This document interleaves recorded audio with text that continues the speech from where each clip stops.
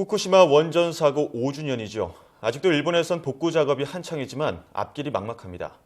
복구 작업의 핵심인 후쿠시마 원전의 폐로 처리도 기억이 없다고 합니다. 네, 전례 없는 대형 원자로 사고, 5년이 지난 지금 어떻게 대처했을까요? 또 우리나라의 과제는 어떤 것들이 있을까요? 전문가 연결해서 알아보도록 하겠습니다. 울산과학기술원 기계원자력공학부 방인철 교수 전화 연결됐습니다. 교수님 안녕하십니까? 예, 안녕하십니까? 네, 벌써 이 후쿠시마 원전 사고 5주년을 맞았습니다. 그동안 일본이 원전 사고 이후 대처를 좀 잘했다고 평가하시는지요? 전혀 잘했다고 보지는 않습니다. 네. 그러나 이제 다만 그 대형 재난재해를 자연재해라는 측면에서 그 실수가 많았지만 기본적으로 재난 안전에 강한 경험이 있고 또 새로운 기술들을 많이 대거 동원하는 등 현재까지 최선을 다해 노력하고 있다는 것은 엿볼 수 있습니다. 네, 전반적으로는 이 대처를 잘 못했다라는 평가를 해주셨는데 저희가 앞서 간략하게 좀 설명을 드렸던 것처럼 이 후쿠시마 원전의 폐로 처리도 중요하지만 기약이 없다 이렇게 알고 있습니다. 앞으로 어떻게 진행이 될지 또 복구까지는 몇 년 정도 더 걸릴 것으로 보시는지요? 예, 기본적으로 이제 그 복구라는 얘기는 저희가 이제 방사선 물질이 노출돼 있는 상태이기 때문에 네. 방사선 선량을 기준으로 저희가 말씀드릴 수 있겠습니다. 그래서 연간 저희가 1mSv 정도 받으면 안전하다고 보는데 기준이 보통 이제 그 국제적으로 정한 기준은 한 10mSv 수준으로 낮아지면 그 사람이 들어갈 수 있는 환경으로 보고 있습니다. 그래서 일반 주민들의 경우에는 후쿠시마 주변 주민들의 경우에는 아마 제염 기술들을 동원해서 제염 작업을 통해서 연간 10mSv 수준으로 방사선 핵종 세슘이나 스트론튬의 반감기가 한 30년 정도 되니까 한 3, 40년 동안 이런 작업들을 통해서 또는 자연적으로 줄어든 반감기를 통해서 연간 10mSv 수준으로 낮아지면 그 인간이 접근을 할 수 있다고 보고 있습니다. 살 수 있는 환경이 될 수 있다고 보고 있고 실제 원자로 내의 그 해결료 처리에는 상당 기간 소요될 것으로 보입니다. 그래서 그 50년 이상 내다보고 있습니다. 네, 상당히 오랜 시간이 걸릴 것 같은데요. 이 후쿠시마 원전 사고가 각국의 에너지 정책에도 또 큰 영향을 미쳤는데 이 세계적인 또 반핵 분위기 속에서 우리나라는 원자력 발전소가 계속 늘어나고 있습니다. 이렇게 원자력 발전소가 계속해서 생기는 이유가 있을까요? 예, 후쿠시마 사고로 반핵의 분위기가 커졌다는 데에는 당연히 공감을 하고 있는데요. 실제 현실을 볼 때 예를 들어서 중국은 수십 기를 건설 중에 있고 곧 약 80기의 원전을 보유하게 됩니다. 우리나라는 지금 현재 24기가 있고요. 향후 400기 정도의 중국은 원전을 보유할 예정인데 이렇게 하더라도 16%의 중국 내 전력분이 감당을 할 수 없게 됩니다. 그리고 영국도 후쿠시마 이후에 오히려 그 신규 원전을 작년 중국 시진핑 그 주석이 방문을 했었죠. 그래서 중국으로부터 투자를 받아서 신규 원전을 짓기로 했고 미국도 신규 원전을 짓고 있습니다.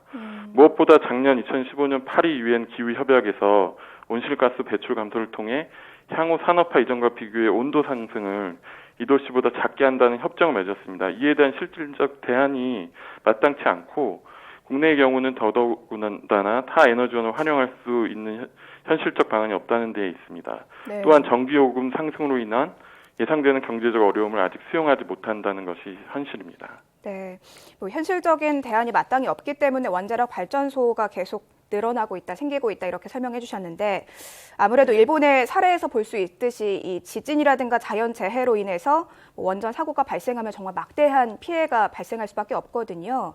이 5년 전에 후쿠시마 원전 사고 때도 우리나라 수산물이라든가 산업 등에 굉장히 큰 악영향을 줬습니다.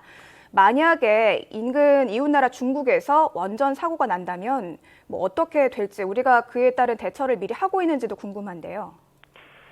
예, 원전에서 사고가 난다는 거는 이제 특히 방사선 핵종들이 네. 그 원자로 경납 건물 밖으로 나와서 그 일반 주민들과 환경에 이제 그 영향을 미치게 되는 건데 네. 이건 마치 우리나라가 최근에 겪고 있는 이제 황사와 대기 오염 문제하고 유사합니다. 그래서 방사선 핵종들이 먼지 형태, 그러니까 작은 미세 입자 형태로 돌아다니게 되는데요. 대기 중에 부유해서 그래서 이제 중국에서 사고가 나는 경우에는 이 황사와 같이 우리나라에 유입이 될 수가 있습니다.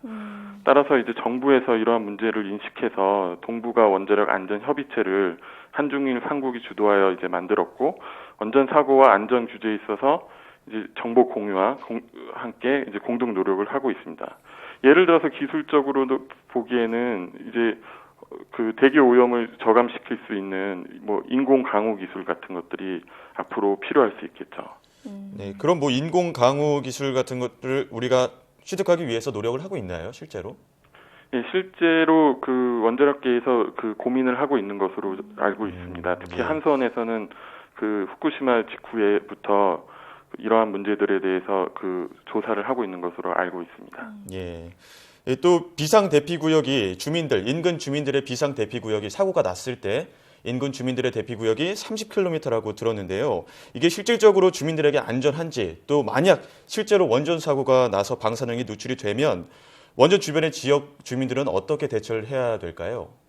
예, 제가 앞서 이제 비유했듯이 이제 방사선 비상 문제는 요즘에 이제 황사, 미세먼지 대기 오염 문제와 유사하다고 보시면 굉장히 이해하기 쉽고 어떻게 대처하셔야 될지 쉽게 감이 떠오릅니다. 방사선을 뿜는 물질들이 미세 입자 형태로 바람을 타고 이동을 하게 되므로 이를 인식해서 대피 소개 등의 조치를 취하거나 받으시면 되는데요.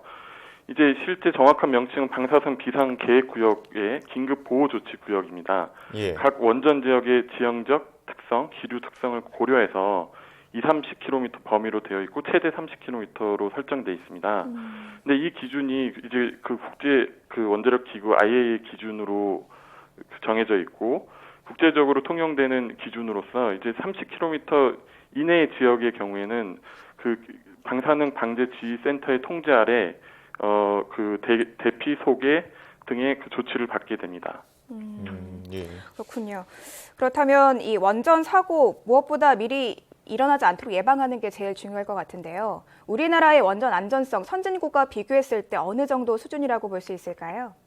예, 미국, 프랑스 등과 비교해서 후쿠시마 전이나 후에 있어 가동률, 이용률 측면에서 보면 최고 수준을 유지하고 있고 후쿠시마 사고 교훈을 바탕으로 방수문, 방파제 높이, 비상전원 등 50여 가지의 보안 사항을 수정 완료했으며 그다음에 이제 프랑스에서 시작된 1만 년 빈도의 0.3G 그러니까 후쿠시마 사태를 일으킨 그 대지진의 경우를 고려해서 이 발생할 경우를 고려해서 이제 여러 가지 기기의 성능을 테스트하는 스트레스 테스트를 이제 우리나라가 전면적으로 도입해서 전호기로 이제 확대 평가 보완하는 중에 있습니다. 그래서 이를 봤을 때 국제적으로 최고 수준이라고 할 수 있겠습니다. 예. 물론 안전성에 있어서는 우리나라가 뭐 국제적으로 최고 수준이라고 말씀해 주셨지만 그래도 이 원자력을 대체할 신재생 에너지는 없습니까?